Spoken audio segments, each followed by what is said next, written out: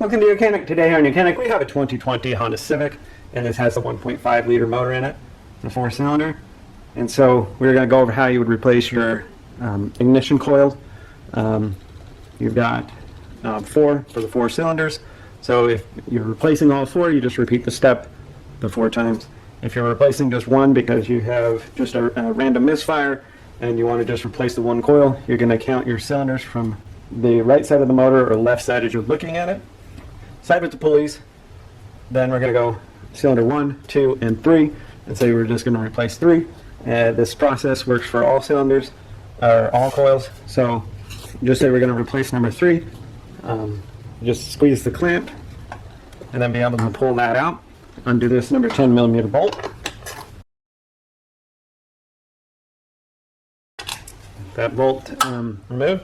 Now you'll be able to just pull up on the coil, and to be able to remove it, it'll come out of the coil and the whole boot mechanism. Double check and look at it. You're also checking if there's any oil on here, and there's not. So everything should be good and sealed down there.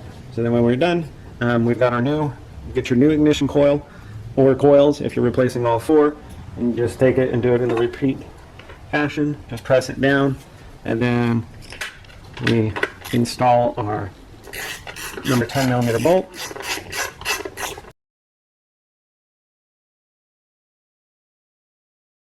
And then just tighten that up.